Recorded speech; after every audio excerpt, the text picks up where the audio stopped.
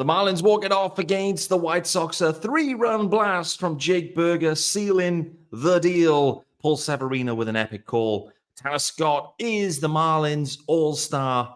Edward Cabrera returns, but it is more of the same. Skip Schumacher sounding like a broken record in his post-game pressers. Tons to get into on Monday's Locked On Marlins.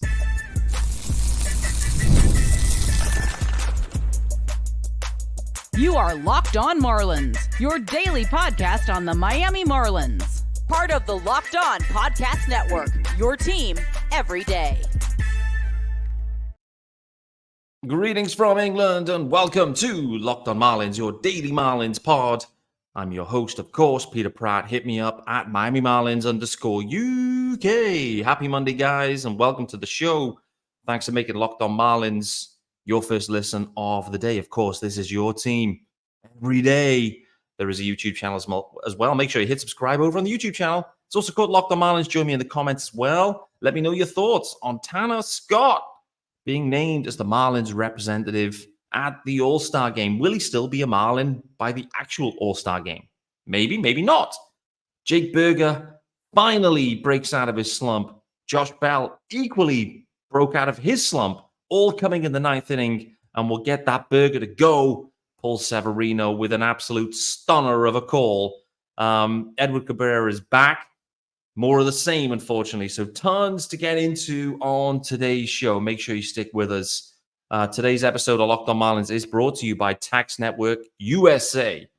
Did you know that it's never too late to resolve your tax issues with the IRS? Don't wait. Reduce your tax debt and get help from a team of licensed tax professionals. Call 1-800-549-1000 or visit tnusa.com/locked-on. All right, guys, let's go back to yesterday evening's game. What a fun one. The Marlins find a way to come back all the way back. It's kind of what the Marlins do. When they win, they seem to be walk-off wins, come from behind wins. It's so stereotypical Marlins this year. They haven't won many games. The season's cooked. But the games they do win seemingly are come from behind walk-off wins, particularly obviously at home. Not many of them have been via the home run, though, so it was great to see Burger putting up a huge blast. However, Josh Bell, a big contributor as well. Fun game on a Sunday. There was a lot of fun plays in there. One thing that isn't on the rundown that I do want to talk about was Nick Gordon, who was absolutely on fire in the outfield. He was then removed from the game for disciplinary reasons. I don't quite know what the discipline issues were. Don't know. I didn't get much clarity on that. I didn't see a specific reason as to why. But yeah, Nick Gordon, after laying out one of the wildest plays I've seen, actually, that Nick Gordon diving grab, where the ball almost went through the webbing. It didn't go through the webbing. It kind of stayed lodged in between the fingers, and he managed to actually keep the ball off the ground. The play was challenged. It was given as an out on the field. It was, upheld, I guess. But then Nick Gordon not taking his at-bat in the seventh, De La Cruz taking his at-bat. The question was like, hey, what's happened to Nick Gordon? And it transpires after the game that it was for disciplinary reasons, which I'm surprised about. I didn't see anything happening. I'm assuming that there must have been either Nick wasn't prepared. It couldn't have been because he didn't throw. I mean, he made that play. And then there was a runner on third and tagged up and scored. But it can't be for that. It can't be for not throwing it in because he was fully stretched out, fully laid out. The ball was stuck in his glove, in the webbing. It wasn't the Luis Roberts situation a few days back where the ball lollipopped to him in like shallow center and he decided not to throw it in. It wasn't anything like that. So it can't be linked to that. It can't be. Must be something else that we haven't seen. He was either, I don't know, there was maybe an incident in the dugout. I don't know. Maybe there was something in advance of that sixth inning. He wasn't prepared. Whatever it might be, I don't know the reason, but Nick Gordon removed from the game, which, considering his contribution in the field, was a surprise. nevertheless, the Marlins, as I mentioned, they find a way to come all the way back in this one, transpiring in a ninth inning rally. And, we're up there. And I didn't realize how bad Josh Bell's run had been. Like, I think Paul Severino in the booth kind of calling it out that Josh Bell on like an 0 for 20-something skid. Again, you just don't realize how bad some of these runs have been. But Josh Bell finds a way to absolutely drill one. I think he thought he nailed it fully, like it was gone. It didn't get out of there. That would have been a walk-off as well if that would have got out, but it didn't. It hit the back of the fence. Tommy Pham went up, tried to make the play, couldn't make the play. It came down. He didn't get a glove on it. It actually just sailed over his glove, hit the fence, came down, and the runner scored. That tied it up. And then a little bit later, then Jake Burger, I mean, he absolutely pulverized one. Reminder on Jake Burger, by the way, ex-White Sox. So revenge game for Jake Burger. I mean, I don't think there was a bad feeling between him and the White Sox or anything. The White Sox were happy to move him. It's funny with Jake Burger. I mean, there has been a struggle for him this year, obviously.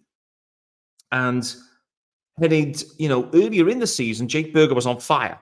There was a lot of hits, but relatively empty hits early in the year for Jake Burger. Like, there was a lot of contact in the zone. His swing was, I remember talking about it on the pods, the swing, the bat seemed to be in the zone, in the contact zone for like an elongated period. Hence, he was getting a lot of contact, but it was quite empty.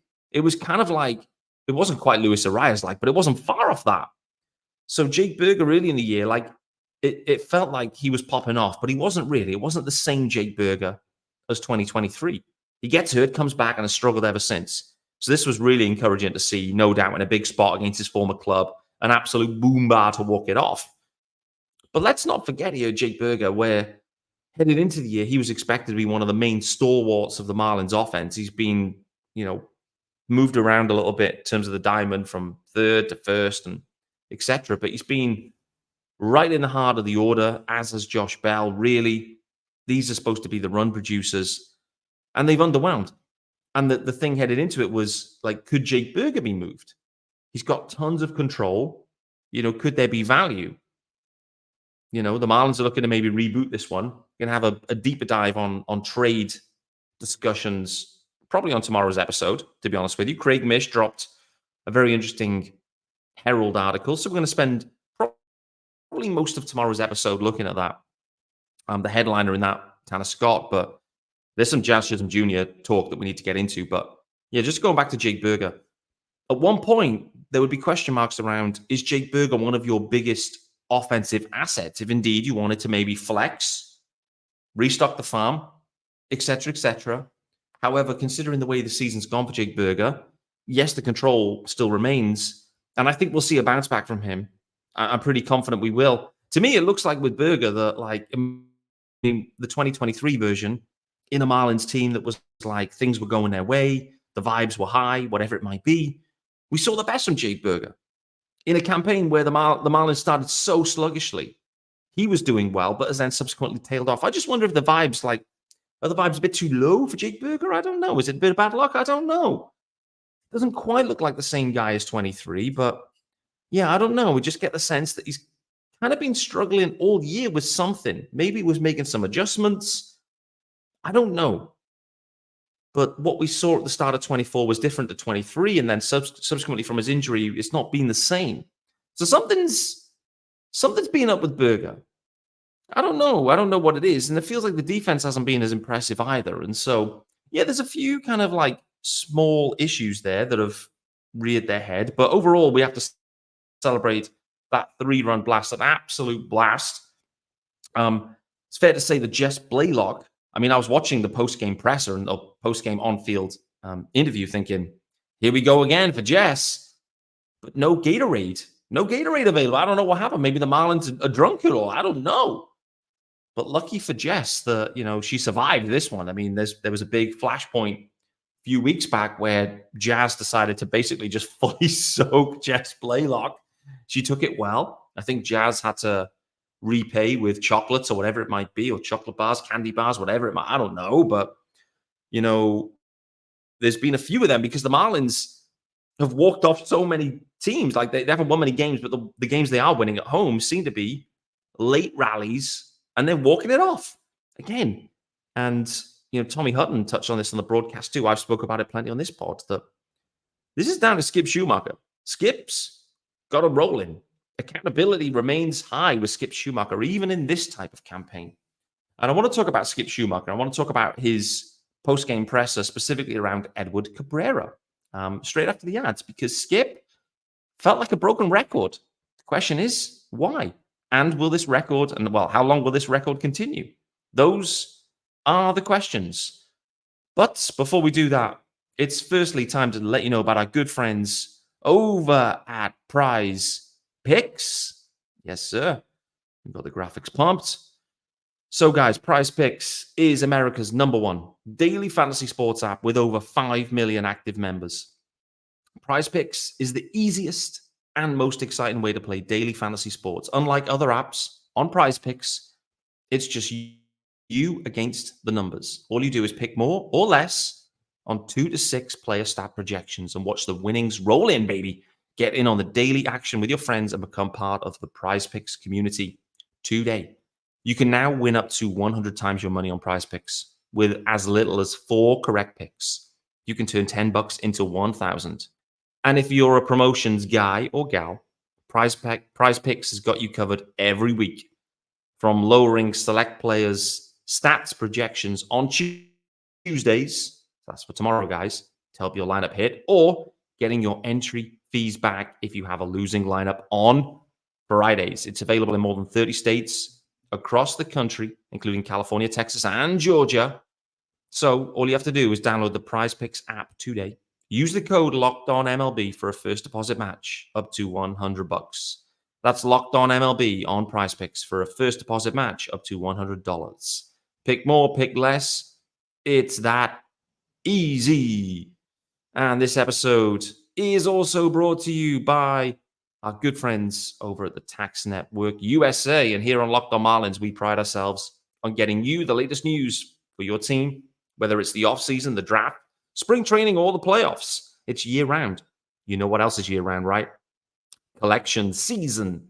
Just because tax season is over, it doesn't mean the IRS will stop coming after you for unfiled taxes.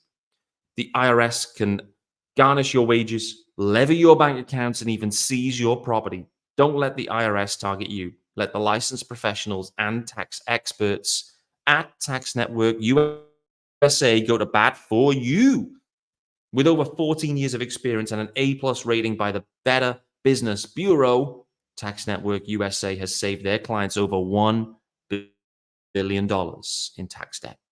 Whether you owe taxes, have complicated matters that require tax planning, or finally hit that parlay this season and need help correctly filing, call 1-800-549-1000 or visit tnusa.com/locked-on. Be sure to mention Locked On Marlins, of course, at checkout, and you'll receive a $250 discount off their services.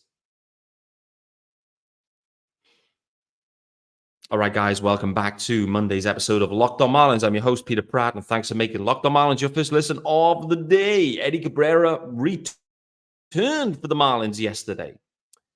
It was very much like the pre-IL stint Eddie Cabrera yesterday. The high mid-90s changeup flashes, the allure remains, the ceiling is appealing. Everything with Eddie Cabrera is a teaser. He is just a straight-up teaser, this dude, where on any given pitch, at any given moment, he wows you. You sit back and think, man, there is a stud here somewhere. There is an ace here. And then all of a sudden, he just can't find the strike zone. Yesterday was the typical Edward Cabrera outing. Couldn't get through 4 innings. Yes, he was on a pitch count as such, so 75 to 80 was the number. He went over both of those numbers, by the way. Unfortunately, ended up giving up a bomb. We got the usual Edward Cabrera pose as well, the hand on the hips vibes, as always, with the head tilted like, wait, man, what the hell happened there? But This is just a standard Edward Cabrera outing at this point. Control just isn't there. From pitch to pitch, it looks fine. Power changeups looking amazing. It all looks amazing when it's on. But too often, it's not on. Skip Schumacher asked after the game, what did you make of Eddie? He was okay. It was okay. But not enough first pitch strikes, too many 3-ball counts, over and over and over again. Skip Schumacher's been saying this for 18 months now. Exactly the same message. Throw the ball over the plate and trust your stuff. Your stuff is there. Throw it over there. Let's see what's cooking. Don't nibble. Throw and let's see what's cooking. For whatever reason, Eddie Cabrera isn't taking it on board and mentally can't do it. Or the other one is he doesn't actually know where the ball's going. Like, he's trying to throw it over the plate, but it's just not getting there. I don't know. I don't know what it is. Maybe I'm being a bit harsh on Edward Cabrera, but it's so frustrating, clearly for Skip and for the fans, because, like I said, you'll see this power changeup and be like, man, you see this curveball and be like, man, we see the fastball and be like, man, all of these three things can be sexy. But for whatever reason, there's an inability to throw with consistency. The Marlins haven't been able to unlock that with Cabrera, I don't think, ever. He continues to be hurt. Every campaign, he's hurt. He's littered with inconsistency. And to be honest with you, it was his first game back, so I don't want to be overcritical around Edward Cabrera, but, considering there's no change, considering it's just the same old record, considering it's the same broken record from Skip Schumacher, when do we run out of patience with Eddie Cabrera? The guys on Fish on First did their spaces yesterday evening. Listen back. I wasn't on their live, but I listened back, and they talked about Eddie Cabrera just saying that it's unlikely he's traded at this deadline. Clearly, the body of work, the trade value at this point, etc., may not be at its highest. But Edward Cabrera has full opportunity now, considering the situation in the rotation. There is no competition for Cabrera. If he's healthy, he's pitching. Well, the first question is, can he stay healthy? The second one is, if he is pitching, can he actually execute? Can he just trust his stuff? Can we see Eddie Cabrera that we know is there in theory, but we never quite ever get to see it? That's the question. He's got no minor league options. We know that. Skip Schumacher is unlikely to be around next year. The Marlins are likely to be in tank mode again. And so I don't think, in my opinion, Eddie Cabrera is fighting for his future. I don't think it's like a Sixto Sanchez situation where there's a risk of a DFA because he's not a big league pitcher. I don't believe that to be the case. I don't believe we're in that situation. But as a starter, I think there's a question mark. I spoke about on yesterday's episode. With Eddie Cabrera at this point, considering what we've seen, what would he be like out of the pen? Would it be any different? Would he be able to go on more on attack mode out of the pen? Would it simplify his repertoire?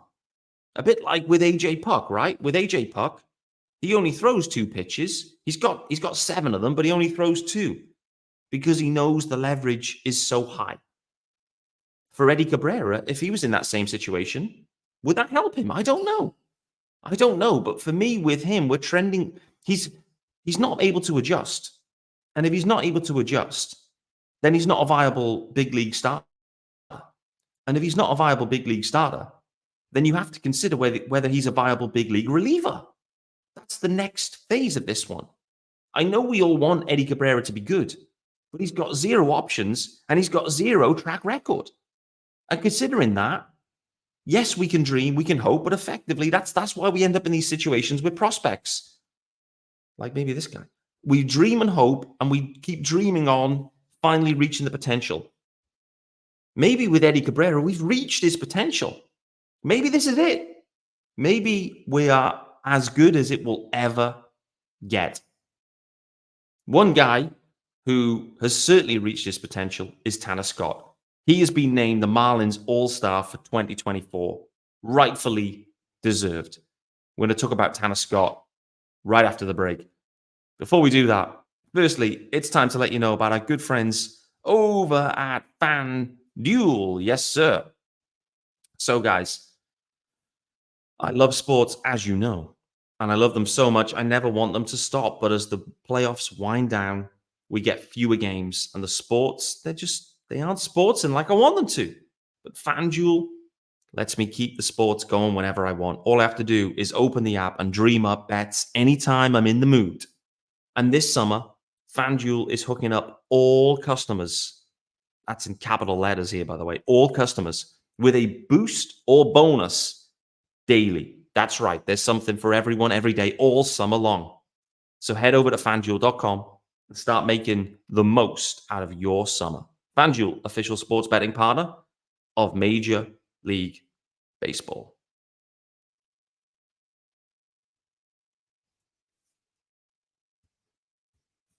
All right, guys, final segment here with me, Peter Pratt, on Monday's episode of Locked on Marlins. Thanks for making Locked on Marlins your first listen, guys. Edward Cabrera back and more of the same. Skip Schumacher calling it out that it was okay.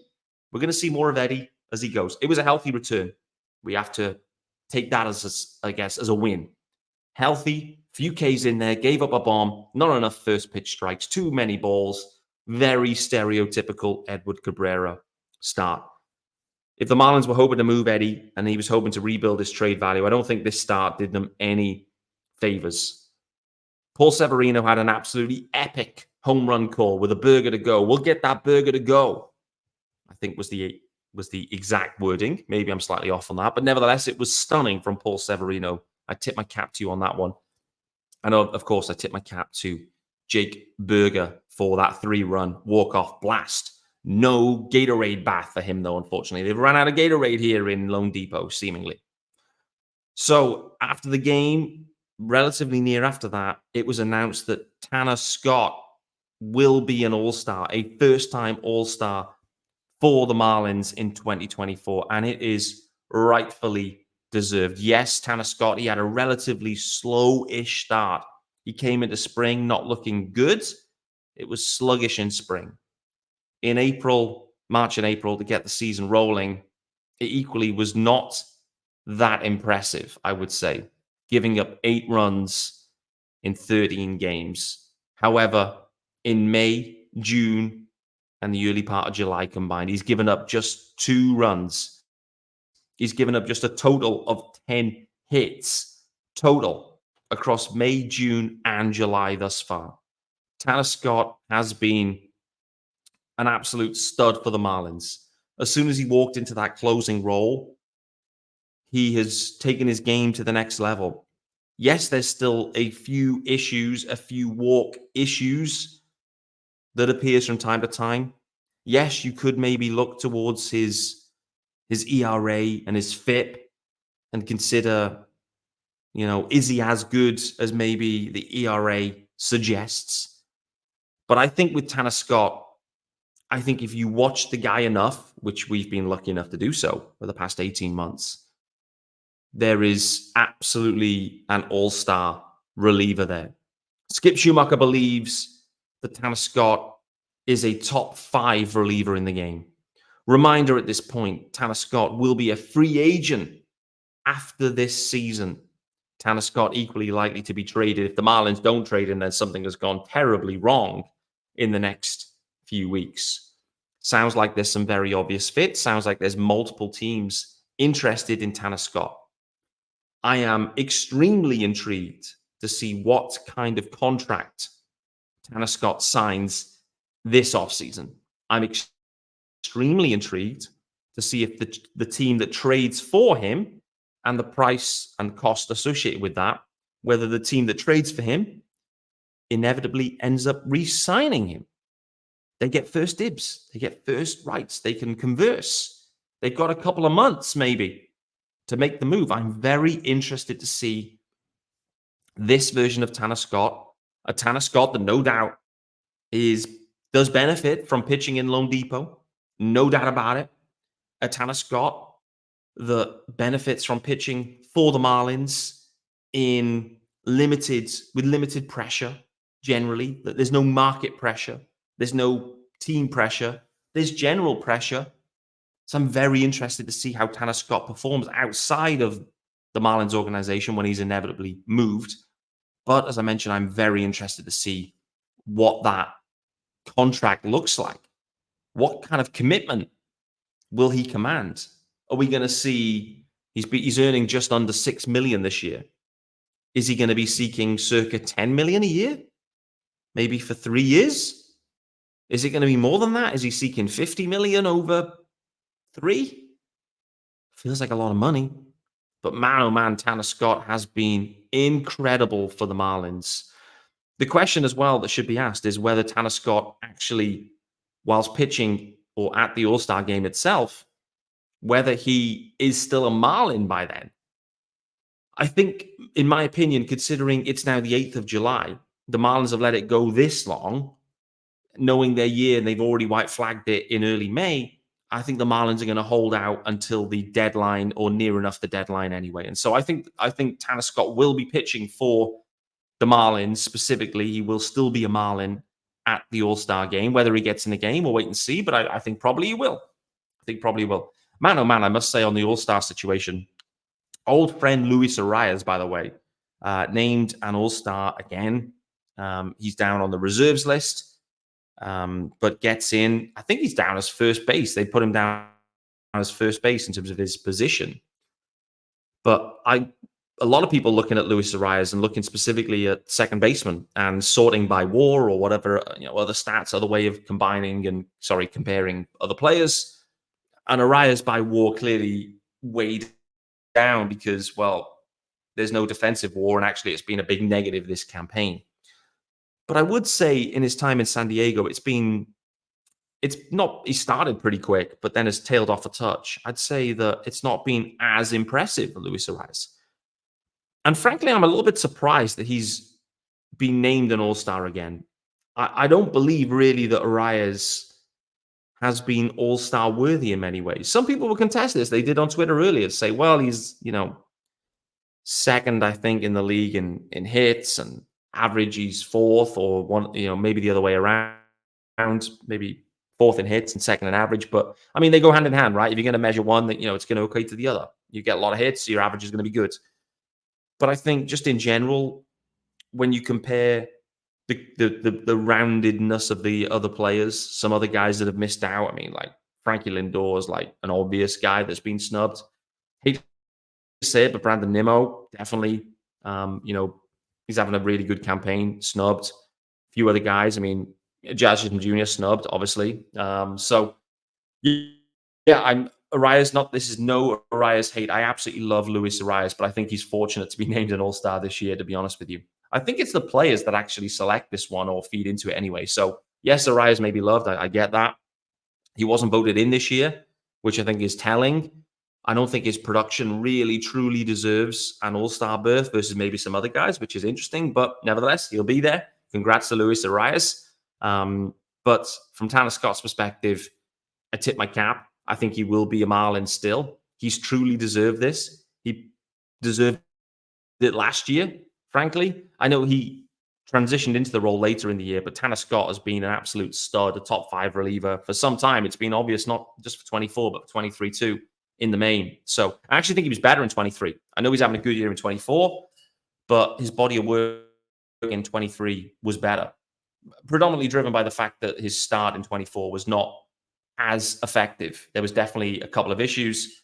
A home run given up, big home run in a big spot against Marcell Ozuna back in April, but since then he's fully turned the corner. May, June, July, he's just been unhittable. So congrats to Tanner Scott. He deserves it. There's going to be a lot of Tanner Scott talk this month, no doubt about it.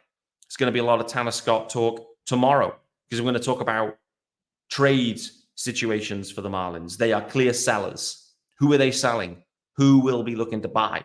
Which guys are most likely to be moved? I think the headline topic, we know about most of them, but the headline news is that Jazz Chisholm Jr. is now looking likely to be traded at the deadline, which feels like a significant change from what has been reported to date.